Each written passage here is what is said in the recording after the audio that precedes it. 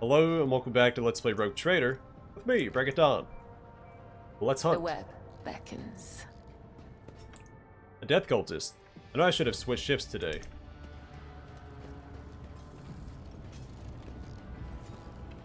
We've read that before.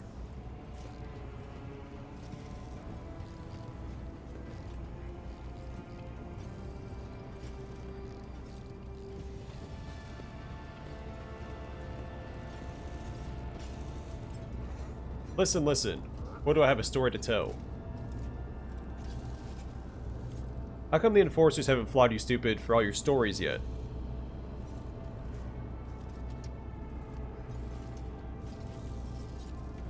Another step, another thread. I become a shadow and heed the voice of the crowd. The lay people have huddled together like a herd being chased by predators. Faded gazes, bent backs, crimson kisses of batons on their bodies. And yet, shadows of smiles touch their dirty, burnt lips as a strange pair, like a hammer and anvil, send sparks into the air with their words. What are those two talking about? Hammer and anvil. Then the lever smacked you right in the kisser. Huh. Give or take a tooth, this is nothing. Bruises, burns, cuts. That's just life. Just remind yourselves how you come home after your shift, having exchanged your ration card for a bowl of soup. How your little ones gulp that bowl down. How they fall asleep, feeling a little better. I say that's worth a hard day's work, and a punch in the face. He smiles, broad-shouldered, with a rusty beard. He's not afraid to share laughter with others, so the crimson shades from the beatings never leave his face. His voice is bright and sonorous, and listened to. Not everyone here is as chipper and thick-skinned as you. A bowl of soup is great, he says. What about having to choose which of your 3 kids gets it? Is that great too? Beatings are nothing, he says. Remember when the enforcers broke your arm? Since you couldn't work, your wife had to pull 3 shifts. She collapsed the lathe. The conductive charge burned out her eyes. None of us deserve that. Tough and unyielding, every word hurts, but she is forgiven for her sincerity. They listen to her pull themselves together to share their common pain. I'll come back later. My hunt has just began. We've begun, right? Death walks with me.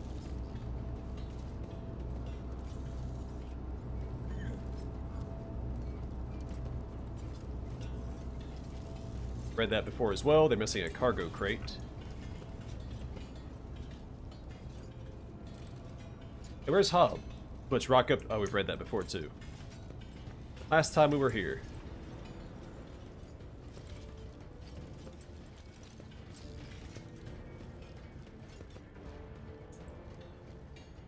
Follow my steps.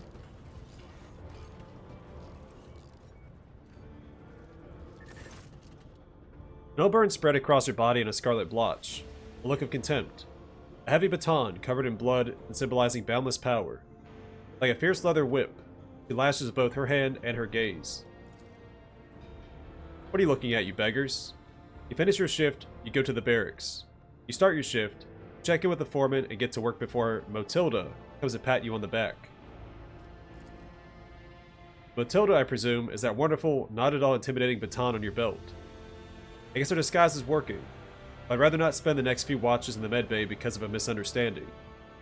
His breathing is quickened. Fleming's voice always makes jest when he is nervous, or irritated. The enforcers infuriate him. A furnace master, master at arms. Apologies for not recognizing you, ma'am.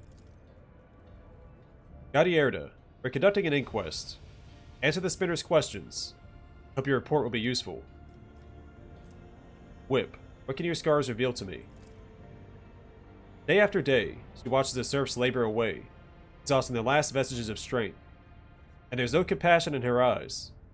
They're simply a resource she is commanded to use and then discard. She hates them because she blames them for her pain, her wounds. Nothing is unimportant during the hunt. Tell me what you know, and I will listen. A group of workers wearing red scarves were seen in the compartment just after the attack on the shrine. The foreman stated that they were at work on the freight line. No gunpowder on their clothes, no fresh wounds. Too many of them have started wearing red masks, and it muddles the trail. But we also found some red scarves and bloody rags in one of the shredders only shortly afterward. We sealed off the exits and reduced the air supply to the maintenance tunnels to the absolute minimum. Now you can't stay in there longer than a few minutes without passing out. There's no way the bastards could have left the plasma chambers. They're definitely in here somewhere. Like snakes, the servants of Nemesis have shed their skin. The red scarf is just a distraction. Let the enforcers converse. I'll keep an eye on those around us. The workers hide their eyes. I can hear the murmurs echoing through the bay. There's an impotent rage in their hearts directed at Whip, for she is the embodiment of the very order they despise. But why do they not realize that the enforcer is a shield, as much as a lash? Some of the people I escorted to the other side looked at me the same way. In the past, I did not understand. But now, do the lay people see spinners performing their duty to the Undying One, or enforcers performing theirs to the Indominant as monsters? Do I sense the touch of his will? The Undying Emperor wishes to bestow a revelation upon me in this trying hour. Let his tarot show me the way. I breathe in essence made from the ashes and blood of the faithful. It enlightens the mind, granting it the grace of reading his signs. A wave of epiphany sweeps my thoughts away, pulling me into a blessed trance. My fingers move of their own accord over the sacred deck and draw a card. It is the Martyr. I see a tear of blood wash over the pale features in the image, and they shift, becoming Whip's face. A portent from him. The Undying One blesses me to take Whip. The minions of Nemesis fear her. When her soul is delivered to the Undying One, the traitors will feel invulnerable. They'll crawl out of their holes and fall into my web. The Daemon forbade the spinners to cut the threads of his subjects. I'll have to go against the will of my lord to protect him and the Ark. If my punishment follows, I am ready to accept it. My duty to the Daemon comes before my life. I know how Whip's thread will end. I cannot sever Whip's thread with the blade, but the serfs would recognize me as one of the spinners and lose all courage. But the spark of the machine spirits in the plasma drive chambers has already claimed the lives of many. I will use this, and thus the web will be spun. Follow the threads.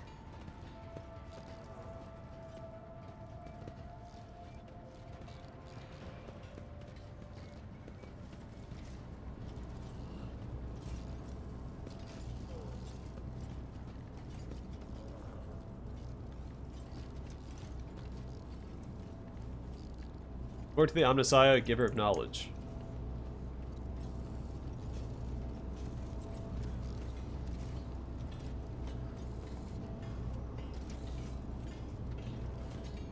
No sleep, no rest. Only duty, only death.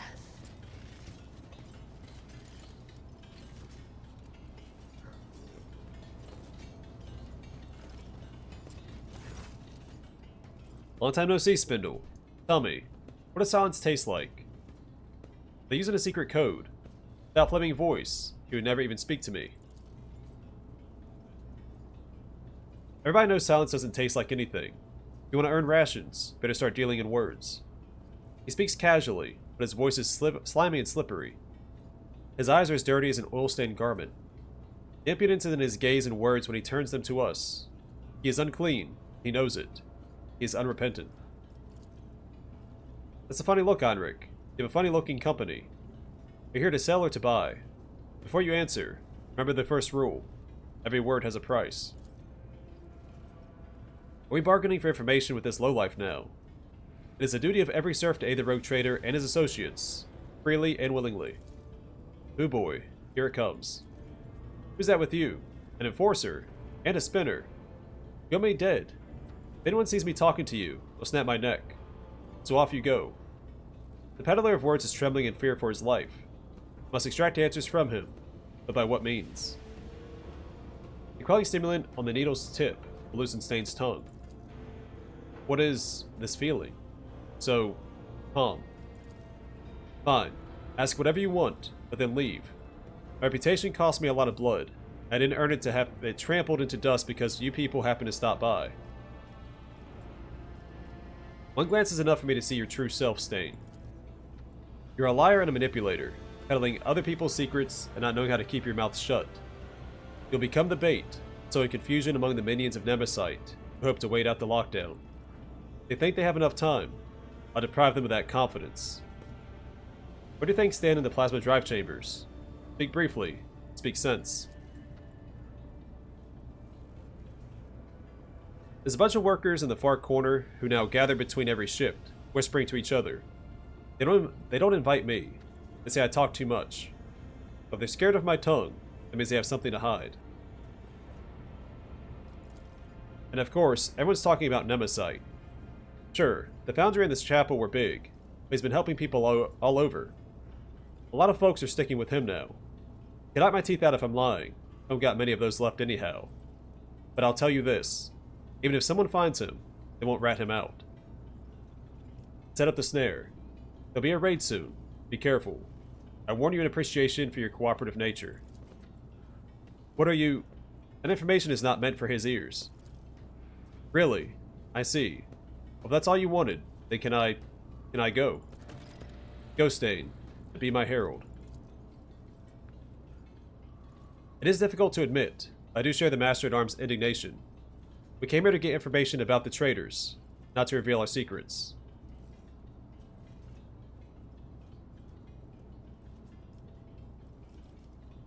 When the renegades hear of the coming retribution, it will make them nervous, prone to mistakes, likely to give themselves away. But for them to take the bait, it must be compelling. Yes, I see. Another step, another thread. Alright, become a shadow and heed the voice of the crowd.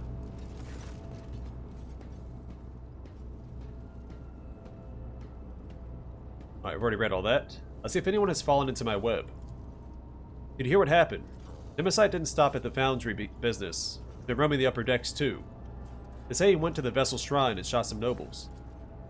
Then he fled down into the chambers. So now a punitive squad is on its way. Prepare your backs. This is going to hurt. The frightened herd sways, humming with whispers. In their eyes, the fires of anxiety flicker. Careless, suggestible people. I'll come back later. Now all the snares have been set.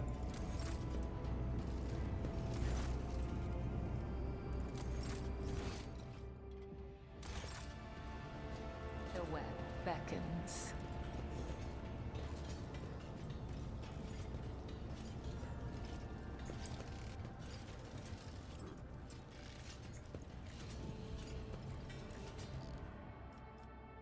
Oh, here we go. Reservoir of technical fluid. If it leaks, fire the conductive charge will spread perceptibly across the floor. Set up a trap by spilling the liquid. You're at the will of the Undying One. Oh! A cable throbbing with the power of the conductive charge. A single swing of the blade will send the Enforcer's soul to the Undying One.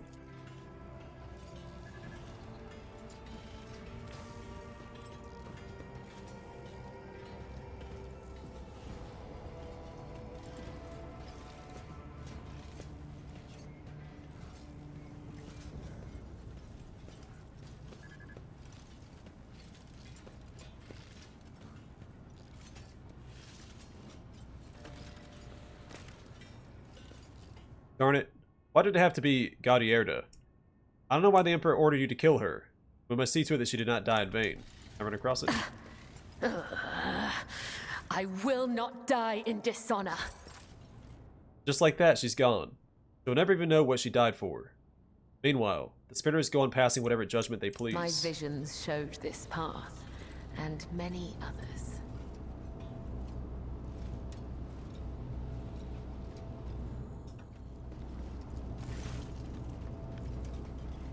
I see you all have taken off your red scarves. No longer feel like playing Nemesis, do you? The lay people are huddled together in a pile of sweltering bodies, filthy and battered by the Enforcer's batons, reeking of sweat and disease. Their hearts pump blood faster and faster through bulging veins as two of them send red-hot sparks into the air with their swords like a hammer and anvil. Your plan appears to have worked, Spinner. The air itself is charged with something, and it is not the conductive charge. The serfs, they are stirring. Listen to the rapid beating of hearts. The lay people are frightened, angry.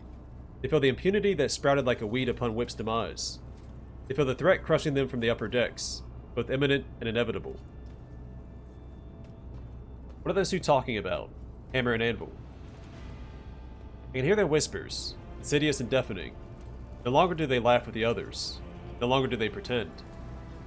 The Enforcer is dead, and Punishers from the upper decks will soon follow Nemesite's trail. This is our chance.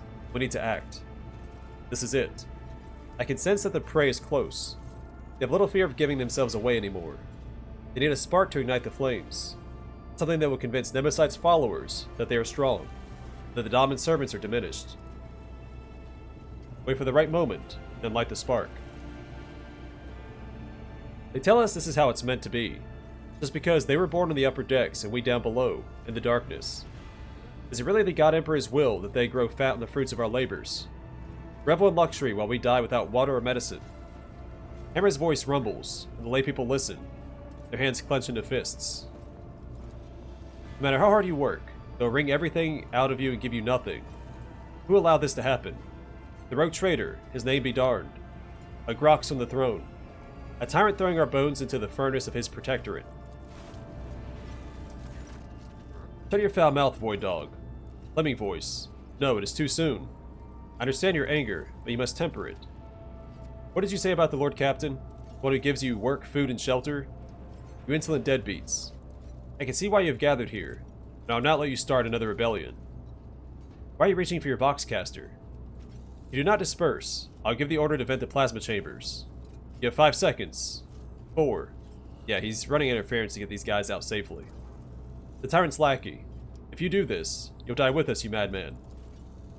Protect the Lord Captain and the crew. I see you've never met an Infernus before. Their faces are twisted with fear. Will they retreat?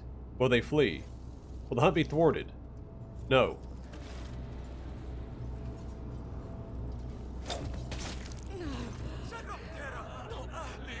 A small throwing blade flies out of my palm and draws a scarlet line across Anvil's neck.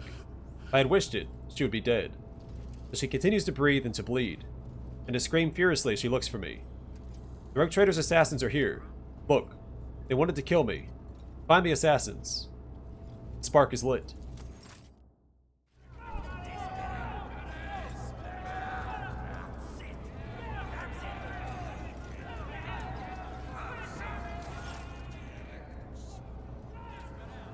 The lay people press in from all sides, pushing and shoving. Their faces are ablaze with terror and rage. The violent energy boils through the mass of bodies. This power will be difficult to contain. Frightened people are dangerous people. The hunt was meant to go differently, but such is the Undying One's will. One voice rises above the others, the voice of a burly, bearded technomat, low as the roar of a furnace. The furnace smells of sweat and sacred unguents. He is not afraid, he merely pretends to be. Beneath the shudder of terror, I hear excitement. Do we deserve to be executed, my brothers and sisters? Have we not labored with the sweat of our brow? Have we not perished from the outbursts of raging machine spirits? Why do they call us rebels? Why are we being punished? Furnace's words make the crowd seethe even more. Take a closer look at Furnace. Strong, heavy, enormous hands whose blows should be feared. A great belly that has become a symbol of his success. He does not starve, so those who follow him will not starve either. A powerful leader, recognized by the whole pack. Feel the flowing rage of these poor wretches. The flame burns high, for there is strong fuel at its heart. These people have amassed many grievances. The enforcers are cruel to them, for they believe that fear eradicates treason. The officers despise them, for their clothes and hands are filthy. The quartermasters rob them and withhold what is owed to them, for their clan is not strong enough to make demands. They are vulnerable. Their hearts are vulnerable. The Undying One commands us to spin a web to catch such hearts before they plunge into the abyss of treason. And so, I'm spinning the web. But there is something else mixed into their righteous indignation. Something that taunts them, excites them, angers them. There's something foul, hovering in the air. Aberration. Think about Daman Donnie Dawson. I turn my thoughts to him, for it is his people that are standing before me. What would he do? One whose thread I anoint with my blood. Which of you was it that dared to call the Lord Captain's judgment unfair? I demand to see the accuser.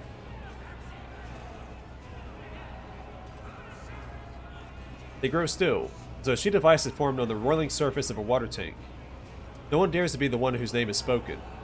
No one dares to leave the crowd and lose the protection of anonymity. Anonymity. Right? Yeah. Why are you surprised? Have the officers ever treated us otherwise? A new voice, sandpaper rough, tears through the rumbling of the crowd. Its owner is ragged and filthy, and a feverish gleam burns in his eyes.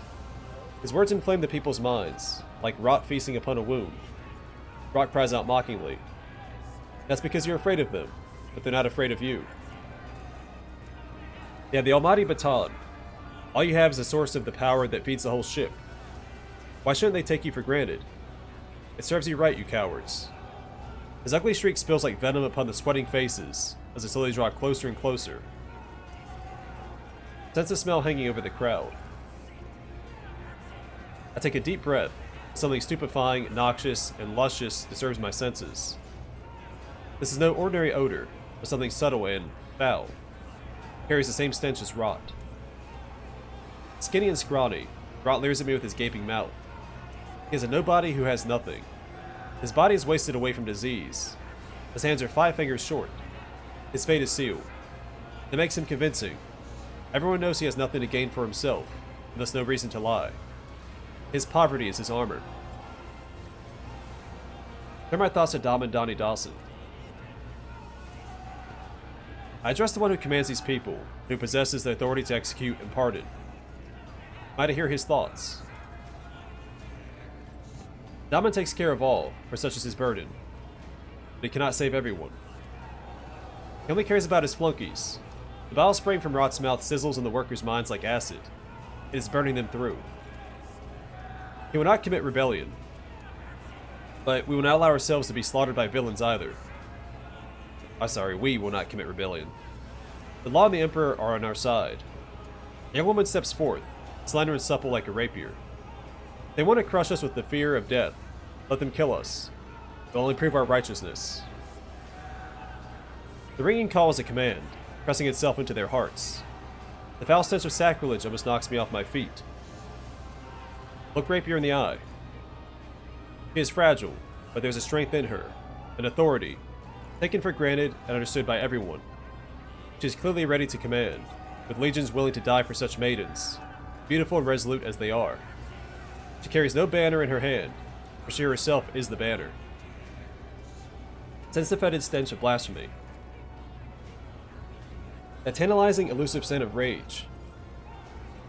It is more than a stench. It is a tool.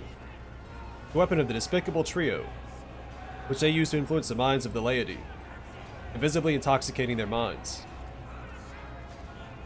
The crowd reeks of flowering treason. I delve down to its root and realize what it is that rejects his will so. His sacred privilege is being attacked. He alone chooses who may journey to him. But these three, instigators, they're determined to make this decision for themselves, dragging the souls of all around into the fires of violence with them.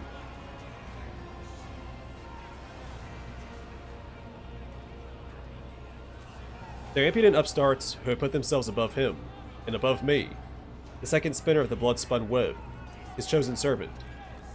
Realization of such audacity burns my very soul. I appeal to Dom and Donnie Dawson loudly and exigently, but the noise around me drowns out my own thoughts. It stops me from focusing on his image.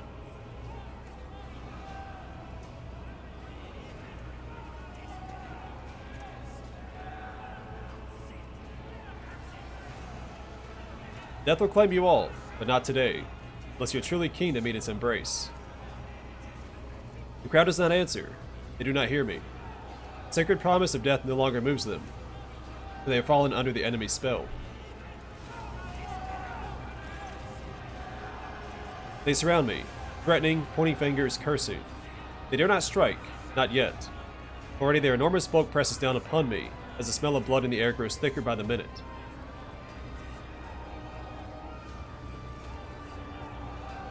Stand firm and do not resist. The crowd presses forward, harder and harder. My breath is growing short, my bones are crunching. Somebody is screaming in my face. I endure the stench. Stop. You're committing treason. They hear me no more. They cannot. For the poison of disobedience has utterly filled their minds. So what probably happened is I made the wrong choice. I probably should have, like, slit Rapier's face. They won't hear me. A Sourback, Montag, assist me. My words are drowned out by the bellowing of men looking to kill. I look for those who volunteered to assist me, but they are nowhere to be found. I lose myself in the dance of blood. I can bear it no longer. Blades in my hands sing, and blood streaks across astonished faces. I'm done speaking and exhorting. I merely dance on the thread that I have spun. I bestow death in blessed wounds. I catch a glimpse of Rapier's cloven face, the furnace's open belly. Broad's severed hand falls at my feet, and its owner flees howling. I dance and breathe so freely.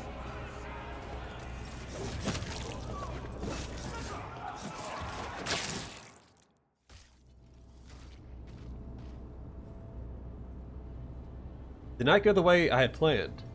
The smell of blood lingers in the air like the stench of impending defeat. 2 bodies are sprawled before me. I have severed their threads. The third blasphemer has managed to escape, but his disembodied hand also lies on the floor. Useless meat. Thoughts of Dom and Donnie Dawson crowd my mind, irrelevant and harmful though they are in this sacred moment. I do not immediately realize how foreign they are to the here and now. Why am I thinking about him? What can these corpses reveal to me? Very little. The faint traces of the vile mutations that twisted their bodies, the foul stench of corruption emanating from their meat, the deformed, strangely colored brains in their crushed skulls that spawned the heresy of sedition. What will the appearance of the survivors tell me? They huddle in the corners, ashamed of their own subservience. They try to convince themselves that the blood they so foolishly spilled would absolve them, but they know it is not enough. Are the flaming voice and still mistress still alive? The threads have not yet been cut. I realize with astonishment that they are standing close to me. Flaming voice is furiously reproaching all those who had only recently joined the revolt, while still mistress booms like a siren, shaking her maul and threatening punishment. They are useless to the hunt now. It is time for the next step. A thought runs down the strands of my consciousness. Is this Dom and Donnie Dawson? Can I truly feel him again, or am I imagining it? I need to concentrate. I gaze at the puddles of blood and the patterns they form. I see a labyrinth. The Undying One has given me a sign. My hand finds the sealed case in which his tarot cards reside.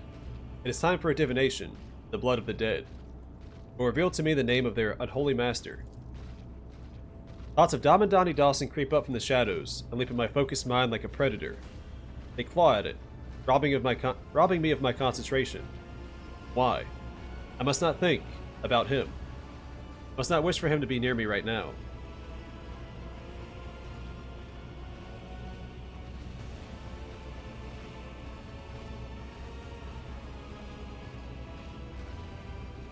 I will not resist. The image of Dom and Donnie Dawson comes into view, and I gaze upon it for an inexcusable length of time. I did not know that the bond between us would be so strong.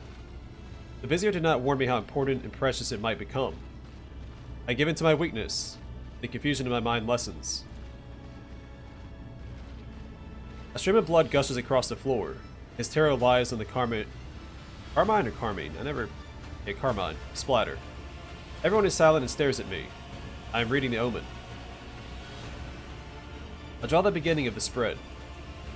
The Hound. I gaze at the card and at its depiction of the Astra Militarum, armored vehicle that bears that formidable name. The pursuit of truth, sacrifice, and victory. This is me, and I am on the right track.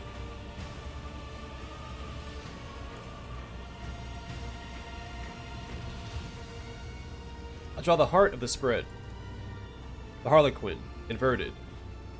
Lies, manipulation, a shadow play blocking my path. But it is a lie exposed, a deception that must be revealed. I draw the end of the spread. The Preacher, a man who carries an idea and proclaims it. But who is it? Nemesite? One of his supporters? Someone already slain or someone still alive? The divination is unclear, so I draw a fourth card. It is dangerous to ask more of the Undying One, but I must know. The Aquila. His holy image watches me from within the card. My heart grows frigid with the knowledge of what it represents. The Undying One has manifested his omen in the traitor's blood. The hunt that has begun will be completed by the unveiling of a great deception. Our enemy is elusive because he has a powerful ally, one who espouses faith in the Emperor on this vessel. The ship's confessor is in league with Nemesis. He will be the next prey. I should be thinking about the hunt, yet my thoughts now lie only with the moment when I will stand before Damandani Dawson once more and tell him what I have seen. Will he be proud of me? Will he be pleased? This is wrong.